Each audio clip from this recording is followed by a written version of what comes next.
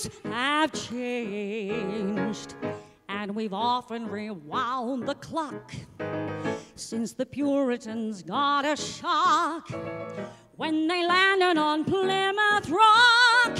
If today any shock they should try to stem, instead of landing on Plymouth Rock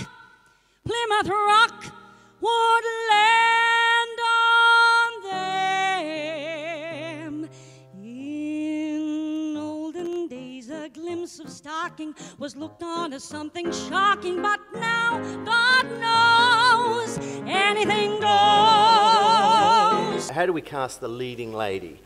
And for me, there was only one lady that deserves to do this role in Australia, and I think I last worked with her in a production of Chicago. So without any further ado, I'd love to introduce you to our Sweeney, Caroline O'Connor. You obviously sung this song as Ethel Merman in De Lovely. Yeah, you say obviously. Do you? Well, everybody knows that, don't they? That? Oh, it's funny because De Lovely was one of those films that kind of came and went a little bit, but I think for lovers of Cole Porter certainly, and of Kevin Kline and Ashley Judd and all those great actors that were in it, yeah, a lot of people did see it, and that was incredible to get that opportunity to sing Anything Goes on the opening night as Ethel Merman. It was amazing. It's a true triple threat role, isn't it? I mean, there's...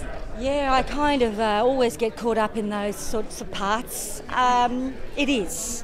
And just when I thought it was safe to put my tap shoes or my dancing shoes away and become a serious actress, and no, this show comes up, and of course I can't resist. And I was a tap dancer as a youngster.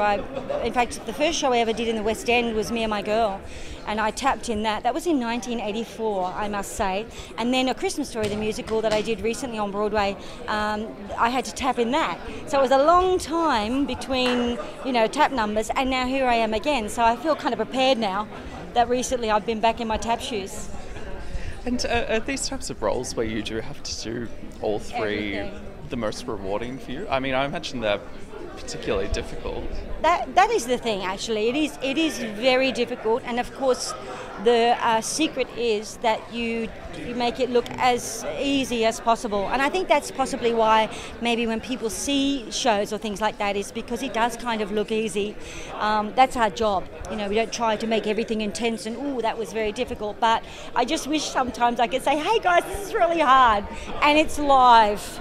And depending on how you feel physically and vocally and even emotionally, it's hard. And particularly if you've got to do a funny show, and you've got to get your timing right. So many elements come together. But I think that's what I love about these roles, is that you have to get everything just right. And also, I am happy to keep dancing, even at this stage. Because, friends say to me, you'll never give up. Your career is kind of spread all across the world over the last 20 years. When an opportunity comes like this to come back to Australia and do a long run, is that something that you jump at? Yeah, coming home to do a show is definitely something that I jump at.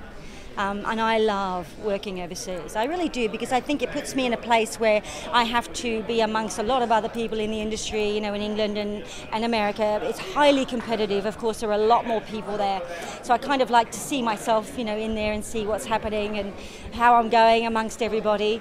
Get on the Tony Award. And get on the Tony, seriously, those sorts of things only happen, you get, when you do Royal Variety performances and you're performing, I've done like 3 concerts at the Royal Albert Hall, and, that only happens sort of when you go overseas. But of course, coming back home, and especially this first, part of the season is at the Sydney Opera House. I couldn't be prouder and more excited to be coming home to do this show, especially this show. So though I'm not a great romancer, I know that I'm bound to answer when you propose. Anything goes.